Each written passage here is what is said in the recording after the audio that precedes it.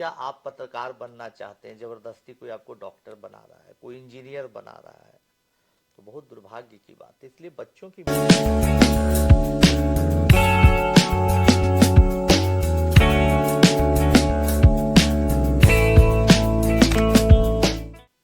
नमस्कार दोस्तों, मैं आपका मित्र विकास त्रिवेदी और आप देख रहे हैं युवाज यूथ की आवाज। आज हमारे साथ एक ऐसी शख्सियत है जो मैथ को चुटकियों में आसान तरीके से बच्चों तक समझा देती है। आईआईटी का सफर एकदम आसान हो जाता है और हाल ही में साहित्य और एजुकेशन में अच्छे योगदान हेतु उन्हें पद्मश्री अवार्ड भी मिला 2023 में। बहुत बहुत स्वागत आनंद कुमार सर, आपका बहुत बहुत स्वागत। धन्यवाद। सबसे पहला क्वेश्चन तो हर आदमी के दिमाग में यही आता है कि जिससे आपको पहचान मिली वो है सुपर 30। इसकी सोच कहां से आई आपको? सब लोग फिल्म देख चुके हैं, जहाँ भी जाते हैं तो नौजवान साथी खासकर फिल्म देखे होते हैं। उसमें जो दिखाया गया वो हकीकत है कि कभी पैसे के अभाव में हम कैम्ब्रिज नहीं जा पाए थे। ऑफर होने के बाद, एडमिशन होने के बाद, हवाई जहाज का टिकट का खर्चा तक नहीं था। उसी समय हमारे पिताजी का भी निधन हो गया। ये दर्द, ये दुख हमेशा मुझे सताता था और लगता था कि नहीं, मुझे कुछ समाज के लिए करना चाहिए। फिर ऐसे कई बच्चों से मुलाकात हुई जिनके पास सुविधा नहीं है, संसाधन नहीं है, लेकिन पढ़ने की इच्छा है और बहुत मेधावी है।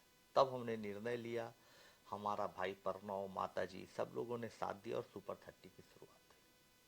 सर, जब सुपर 30 की आपने शुरुआत की थी, जैसा हम फिल्मों में देखते हैं, काफी उस समय आप गरीब थे। आज भी बहुत अमीर नहीं है आज लेकिन मैं ऐसा आपको मानता हूं सर। ऐसा नहीं है।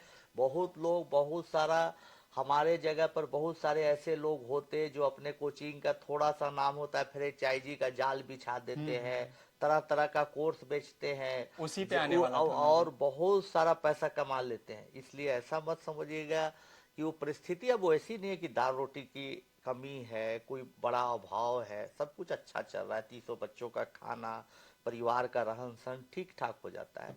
लेकिन कभी भी हमने शिक्षा को व्यापार बनाने का प्रयास नहीं किया कि लोग शिक्षा का व्यापार बना चुके हैं। कई ऐसी खबरें आती है, चाहे तो आईआईटी के कोचिंग में, चाहे तो यूपीएससी के कोचिंग में हादसे हो रहे हैं, कई बच्चे आत्महत्या का शिकार हो जा रहे हैं। तो ये गलत बात है। शिक्षा को कभी व्यवसाय नहीं बनाना चाहिए। आपके हिसाब से आज हमने देखा कुछ महीने पहले कोचिंग संस्थानों की क्या स्थिति थी। आपको एजुकेशन मिनिस्टर बना दिया गया। कोचिंग संस्थानों को आप क्या दिशा निर्देश देंगे और क्या आपकी रणनीति रहेगी जो इस तरह की घटनाएं आगे देखने को ना मिले? नहीं, देखिए, ऐसी पुनरावृत्ति तो नहीं होनी चाहिए। हमको मिनिस्टर भी बनना अभी नहीं है, नहीं हमारी एक शिक्षा है। बट अगर हमको जिम्मेवारी दे दी गई या हमसे पूछा गया, राय ली गई, तो हम ये बताएंगे कि भाई वहाँ फीस सुनिश्चित होना चाहिए, बच्चों को टेस्ट लेके एडमिट करना चाहिए। मान लो जो बच्चा में उस तरह की भूख भी नहीं है, उस तरह की मेधा भी नहीं है, हो सके बच्चा कोई अच्छा चित्रकार बनना चाहता हो, जबरदस्ती उसको आईआईटी की तैयारी करवाई जाती है। ऐसी घटनाएं नहीं होनी चाहिए। और प्रत्येक बच्चों पर एक ऑब्जर्वेशन टीम होनी चाहिए जो ऑब्जर्व करे कि उसका क्या प्रोग्रेस है, कहीं उदास तो नहीं है। ये तमाम चीज़ों के साथ साथ बच्चों से भी गवर्नमेंट के पास फीडबैक जाना चाहिए कि पढ़ाई कैसी हो रही है, सिलेबस अधूरा तो नहीं है, जो चीज़ें उसको समझ में नहीं आ रही उसके शिक्षक बता रहे हैं या नहीं। ये तमाम चीज़ों की जानकारी सरकार को लेते रहनी चाहिए। आपने कहा कि बच्चों पे एकदम एक टीम होनी चाहिए देखने के लिए। सबसे बड़ा तो यही होता है कि उनके पेरेंट्स जो है, 10th कर लिया बेटा, तेरे को तो आईआईटी से कम जाना ही नहीं है, तेरे को जेई करना ही करना है। उन पेरेंट्स को क्या कहना चाहेंगे आप? पेरेंट्स से तो हाथ जोड़कर निवेदन करना चाहेंगे, बार बार करते हैं कि देखिए, अपने बच्चों पर बिना मतलब का कोई दबाव ना बनाए। बच्चा, आप पत्रकार बनना चाहते हैं, जबरदस्ती कोई आपको डॉक्टर बना रहा है, कोई इंजीनियर बना रहा है, तो बहुत दुर्भाग्य की बात है। इसलिए बच्चों की मेधा को समझे, उनका इंटरेस्ट को समझे, देखा देखी समझ मोहल्ला समाज गांव न करें। जो आपको उचित लगे, बच्चे से बातचीत करने के आधार पर, उनके स्कूल टीचर से बातचीत करने के आधार पर, तब मिलजुल कर निर्णय लें। उस पर दबाव बच्चों पर कभी ना बने। हमारे देश में बहुत कम ही ऐसे टीचर्स हैं जो बच्चों को आसान भाषा में समझा पाते हैं और बच्चे उनको कनेक्ट कर पाते हैं। क्या आप कहना चाहेंगे उन टीचरों को जो अभी इस कोशिश में लगे हैं कि मेरी बातों को, मेरा जो समझा रहा हूं मैं, वो बच्चों तक आसानी से पहुंच जाए? ऐसे कौन कौन से उन्हें स्टेप्स फॉलो करने चाहिए? बहुत सारे स्टेप्स हैं।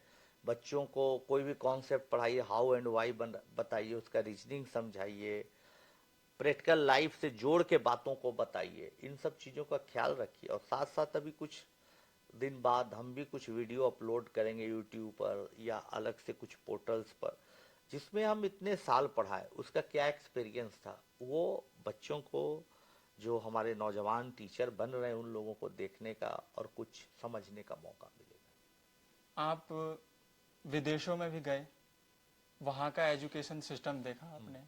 भारत में क्या बदलाव करना चाहते हैं एजुकेशन सिस्टम में? नहीं, बहुत बदलाव हो रहे हैं। नई सरकार हमारी जो है वो बहुत बदलाव ला रही है, और न्यू एजुकेशन पॉलिसी है, नई शिक्षा नीति है, उसमें बहुत लिबर्टी दिया गया कि अगर आप हिस्ट्री पढ़ते पढ़ते चाहिए तो मैथ में शिफ्ट कर सकते हैं, मैथ पढ़ते पढ़ते ज्योग्राफी में शिफ्ट कर सकते हैं, रीजनल लैंग्वेजेज में चीज़ों को पढ़ सकते हैं। तो यहाँ भी धीरे धीरे बदलाव काफ़ी आ रहा है। फिर भी अगर एक चीज हम अभी देख रहे हैं कि स्टूडेंट्स टीचर्स ट्रेनिंग पर ध्यान देना चाहिए। जो भी सरकारी स्कूल के टीचर्स हैं उनको अच्छी ट्रेनिंग दिलवानी चाहिए। मैंने बात की थी स्टूडेंट्स के पेरेंट्स की, लेकिन स्टूडेंट्स की भी बात करूं तो यूपीएससी देख लें हम, आईआईटी, इतनी भीड़ है कि मतलब कितना, अगर 50% बच्चे भी वहां पे पूरा मेहनत करते हैं तो भी उनका नहीं हो पाएगा। तो एक ही दिशा में भागने के लिए उन्हें क्या ऐसी चीजें मिलती कि मुझे आईआईटी ही करना है, मुझे यूपीएससी ही करना है? क्योंकि आप ही लोगों में से कोई नौजवान साथी है, वो कोई आईएएस को एकदम गाड़ी से उतरते खटाक से वीडियो दिखाता है, उसका ग्लैमर दिखाता है, बच्चा पढ़ता है कि अरे एक आईआईटीएन को मिल गया करोड़ों का पैकेज, चला गया अमेरिका, तो ग्लैमर में फंसता है और अपना मूल्यांकन किए बिना, अपना इंटरेस्ट समझे बिना अंधी दौड़ में लग जाता है।